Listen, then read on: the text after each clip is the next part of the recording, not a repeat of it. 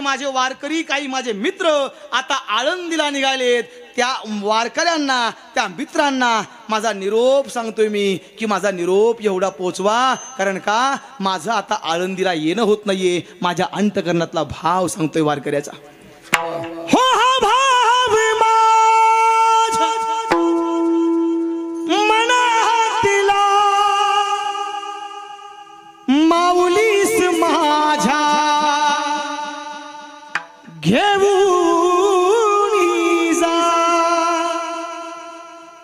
जरी जाता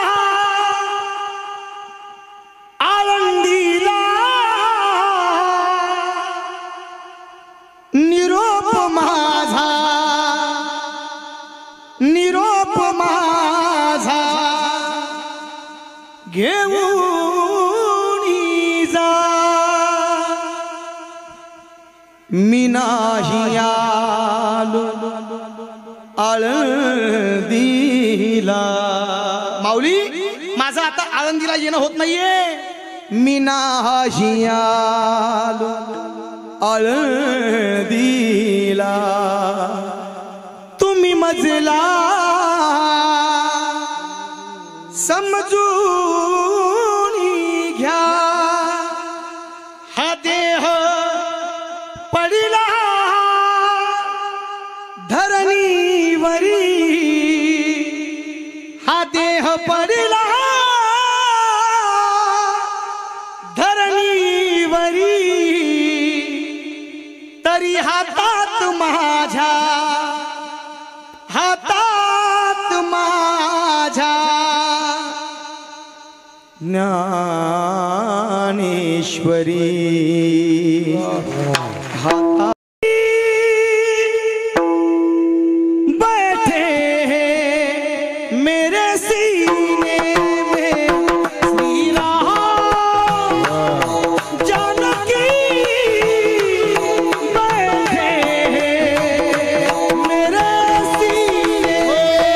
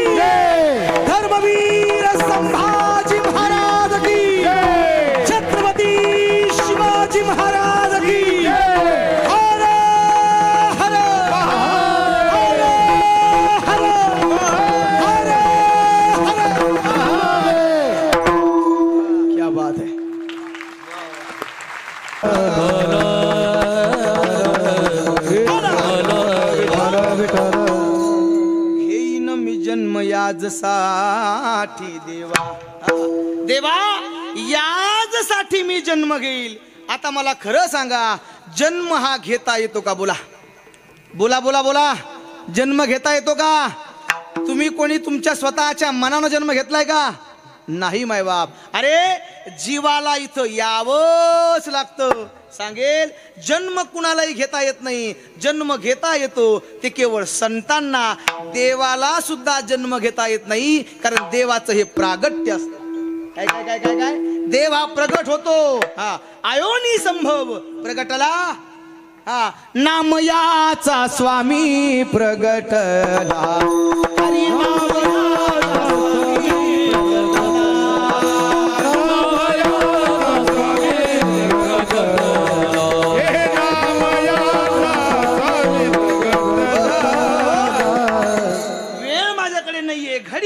घडी घडी काळ. पण कालच्या आमच्या मित्रांनी 10 मिनिटं कमी घेतले होते, तेवढे मी घेऊन टाकतो. चला विठ्ठला.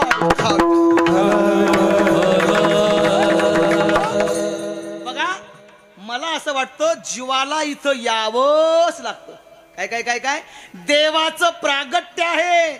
अरे संताला मात्र येण्यालाही बंधन नाहीये आणि जाण्यालाही बंधन नाहीये.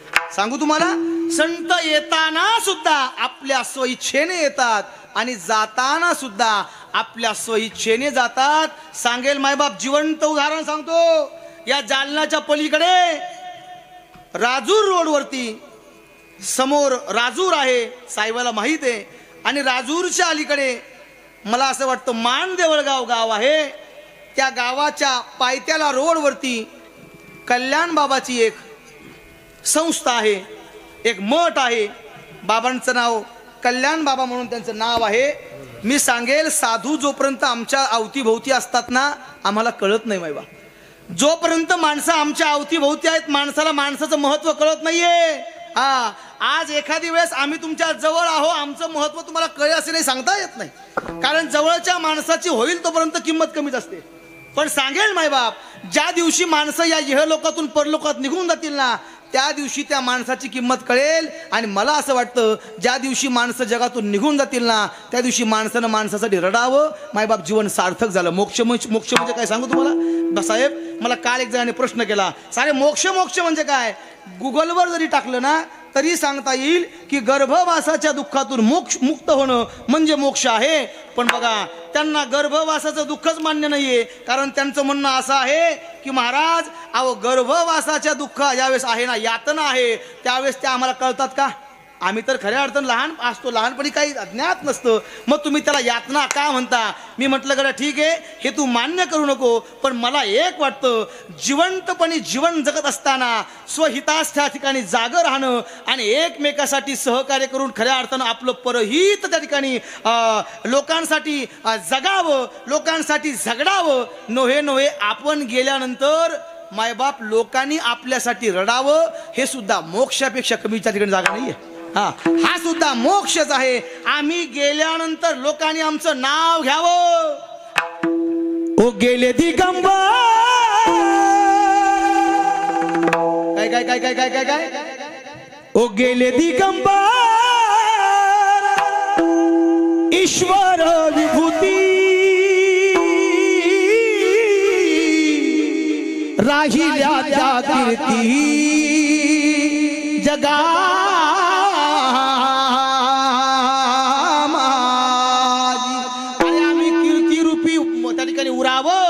तुका म्हणे का मरण्याची सरे आणि उत्तमची उरे कीर्ती मागे ना. अरे हा पण एक प्रकारचा मोक्ष जे विठ्ठला. जोपर्यंत बाबा जिवंत होते मायबाप लोकांनी त्रास दिला.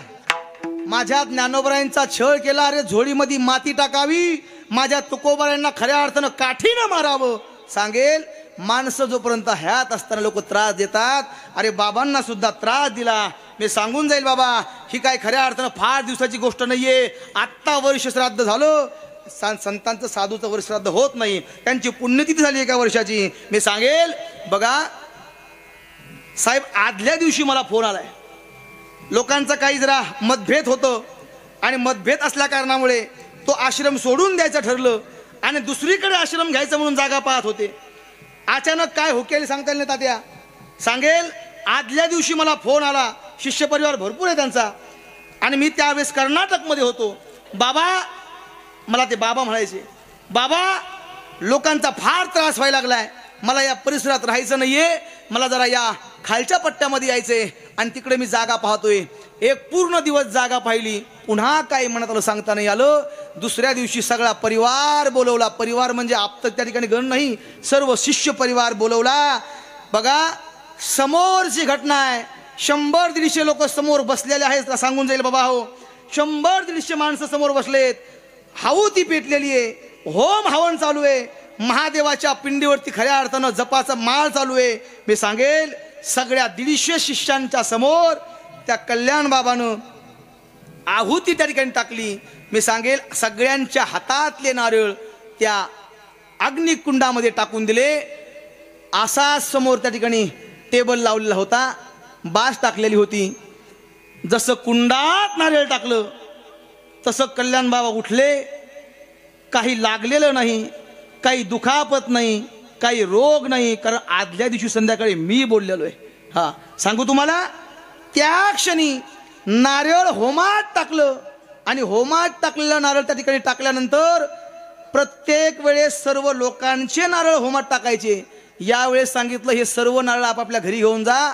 बाबांनी स्वतःचं नारळ होमात टाकलं आणि जिथे बाज त्यांची बसायची होती ना, त्या बाजेवर जाऊन बसले. जसे बसले तसे डोळे मिटून टाकले.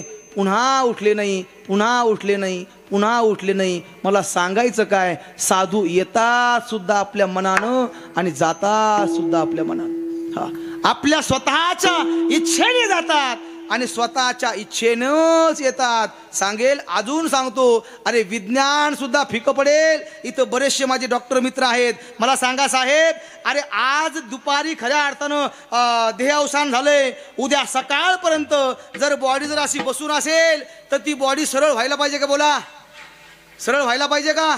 नाही व्हायला पाहिजे, बरोबर ना मिलन भाऊ? आखडून राहायला पाहिजे.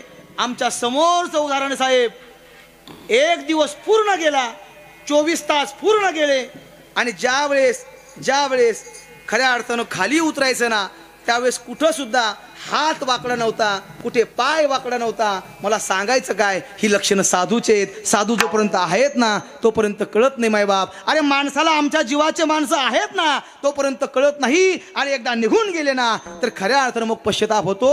मला सांगायचं काय, साधू येताना सुद्धा स्वतःच्या इच्छेने येतात आणि जाताना सुद्धा स्वतःच्या इच्छेने जातात. विठाला विठाला. एक शेवटचं उदाहरण सांगतो आणि अभंग संपवतो. काय काय काय काय काय शेवटचं उदाहरण सांगतो. अरे या माझ्या पैठण नगरीमध्ये, हा पूर्वीच्या काळामध्ये त्या पैठण नगरीला प्रतिष्ठान हे नाव होतं. काय होतं? होय घनसावंगीकर, काय नाव होतं? प्रतिष्ठान नाव होतं. मी सांगेल आज आम्ही त्याला पैठण म्हणतो ना, त्या माझ्या नाथ बाबांनी खऱ्या अर्थानं, अरे फाल्गुन वद्य चतुर्थीला माझ्या नाथ बाबानं महाराज हा देह ठेवला. सांगू तुम्हाला, देह ठेवला की तेवढ्यामध्ये गावातली एक स्त्री समोरून जाऊ लागली आणि तिनं पाहिलं, अरे काय महाराज आहेत म्हणे तुम्ही. हा, तुम्ही जर महाराज असाल तर आज माझ्या लेकीला वाटं लावायचंय, मला माझ्या लेकीला मुरारी न्यायला आलाय आणि खऱ्या अर्थानं माझ्या लेकीला वाटं लावायचंय. आणि महाराज तुम्ही खऱ्या अर्थानं या इहलोकातून मृत्यूलोकात निघून गेले. बघा माझे नाथ बाबा तटकन उभा राहिले. हा, माझे नाथ बाबा उठले आणि म्हटले, अगं बाई आधी तुझी लेक बाळ वाटं लाव, मी नंतर जाईल. काय काय काय काय काय आधी आपली लेक बाळ वाटं लाव, नंतर जाईल. मला सांगायचं काय, संत असे असतात, येताना सुद्धा आपल्या इच्छेने येतात, जाताना सुद्धा आपल्या इच्छेने जातात. पुन्हा सांगू, परत त्या ठिकाणी पंचमीला माझ्या नाथ बाबांनी खऱ्या अर्थानं पुन्हा देव ठेवला. साहेब सांगू, देह ठेवला की बघा, देह उचलण्यासाठी नोहे आम्हाला वाटं लावण्यासाठी कोण असतं बोला? हा, खांदेकरी असतात. पण भाऊबंद हे काय कशासाठी असतात? भाऊबंद हे आम्हाला वाटं लावण्यासाठी असतात. बघा तेच भाऊबंद ज्यावेळेस नाथ बाबा गेले ना त्यावेळेस ते भाऊबंद म्हणू लागले, अरे उभं आयुष्य यानं आम्हाला विरोध केला, हा सर्वसामान्य माणसासोबत राहिला, तळागाळातल्या लोकांसोबत राहिला, पण आता अंतकाळीचा वेळ आहे ना, अरे माझ्याच आमच्याच खांद्यावरती जावं लागेल. बघा माझे नाथ बाबा उठवून बसले. तुमच्या खांद्यावर जायचं नाही मला. भाऊबंद या शब्दाचा अर्थ सांगू तुम्हाला साहेब. जो आयुष्यभर आमच्या सोबत ज्याचं बोलणं बंद आहे, काय काय काय काय काय काय काय ज्याचं आयुष्यभर आमच्या सोबत बोलणं बंद आहे त्याचं नाव भाऊबंद आहे. कळलं का तुम्हाला? विठाला विठाला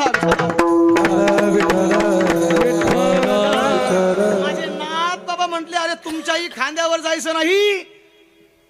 नाथ षष्टीच्या दिवशी माझ्या नाथ बाबांनी महाराज गोदावरीच्या काठावरती त्या गंगेमध्ये जल समाधी घेतली.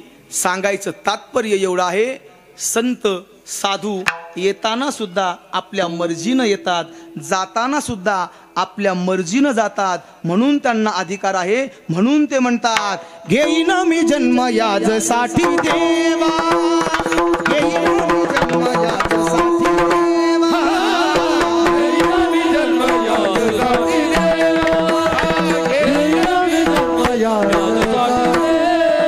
हो तुझी चरण सेवा साधावया, हो तुझी चरण सेवा साधावया,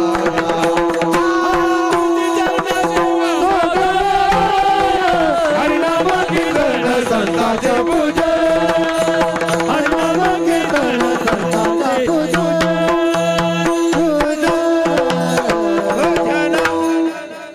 घेईन मी जन्म याजसाठी देवा आणि तुझी चरण सेवा साधव्या. बराचसा वेळ झाला, फार तुमचा वेळ घेणार नाहीये. बघा एका चरणावरती आपण बोलण्याचा प्रयत्न केलेला आहे. अजून 3-4 चरण बाकी आहेत. किती?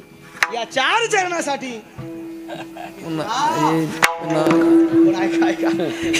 कीर्तनासाठी येईल. ऐका ऐका, मला सांगायचं काय, अतिशय सुंदर माहोल आहे मायबाप.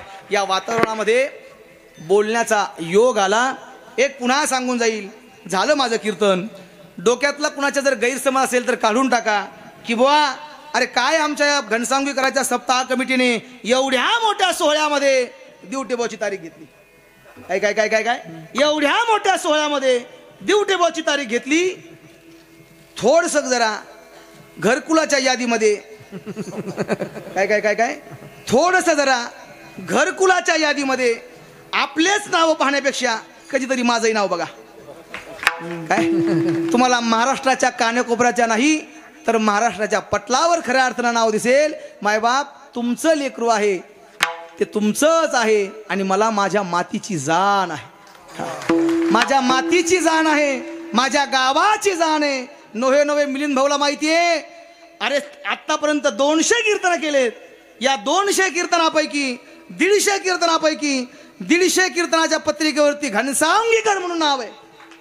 काय काय काय काय काय माझ्या गावाचा मला स्वाभिमान आहे. नंतर राम गावाने कधीतरी काय काय काय काय काय कारण गाव छोटं आहे. एक तर जालना असेल नाहीतर घनसावंगीकर असेल. या जातीचा, या मातीचा, या गावाचा, या रक्ताचं माझं नातं आहे, माझी नाळ आहे. फक्त एकच आहे, आम्ही आमच्या माणसाकडे कधीतरी लक्ष दिलं पाहिजे. आणि म्हणून हा योग आला. आपण सगळ्यांनी खऱ्या अर्थानं हे योगदान घडून आणलं. नोहे याच्या पुढून सांगेल तात्या, आपण सगळ्यांनी तर हे योगदान घडून आणलं. पण माझ्या नरसिंह भगवान परमात्म्याला सुद्धा वाटलं की अरे सगळा महाराष्ट्र पिंजून काढलाय ना. एक दिवस का होईना हा माझ्या माणसाची हाजरी लागली पाहिजे. नोहे तात्याला माहिती आहे, अध्यक्षाला माहिती आहे, आमच्या आता सर्व सप्ताह कमिटी जेवढे माणसं आहेत सगळ्यांना माहिती आहे. मी 2 वर्षापूर्वी बोललो होतो महाराज, बोललो होतो. एकदा काळ आला ना, एकदा वेळ आली ना की मायबाप जगाच्या पाठीवरती तुमचं कोणीच वाकडं करू शकत नाही. फक्त त्याची कृपा व्हावी लागते. काय काय काय काय काय त्याची कृपा झाली ना, होता कृपा त्यांची. पशु बोले वेद. आणि सांगू तुम्हाला, एक संकल्प करतो आज या नारदाच्या गादीवर. असाही आमचा संकल्पच आहे. माझं कीर्तन संपलेलं आहे. असाही आमचा संकल्पच आहे. काय संकल्प आहे? एक संकल्प आहे, आम्ही आमच्या स्वहिताच्या ठिकाणी जेव्हापासून जागा झालो ना त्या दिवशी आम्ही ठरवलंय की मायबाप आम्ही कितीही कमवा तात्या, हा कितीही कमवा 10 एकर वाढवा का आम्ही गेल्यानंतर आमचं कोणीच नाव घेणार नाही याची आम्हाला जाणीव झाली. त्या दिवशीपासून ठरवलं या कीर्तनाच्या माध्यमातून जे मानधन आम्हाला मिळतंय ना आमचा खर्च वगळता बाकीचं सर्व मानधन हे गोशाळेला अर्पण आहे. आमच्या परिवाराला सगळ्याला माहिती आहे. परिवार म्हणजे ज्ञानोबा तुकोबा सत्संग परिवार जो आहे, आता बरेचसे लोक त्याच्यामधले आहेत, सगळ्यांना माहिती आहे. पुन्हा एक संकल्प करतो साहेब, हा या मातीसाठी, या खऱ्या अर्थानं माझ्या रक्तासाठी, या गावासाठी आजच्या कीर्तनाचं जे मानधन असेल ना हे सगळं मानधन माझ्या नृसिंह भगवान परमात्म्यासाठी अर्पण त्या ठिकाणी आहे. 1 रुपया तुमचा घेणार नाही. विठाला विठाला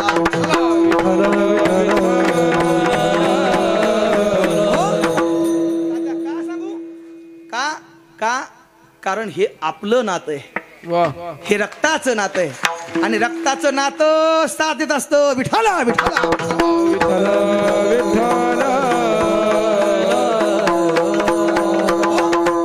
अतिशय सुंदर माहोल या ठिकाणी झाला.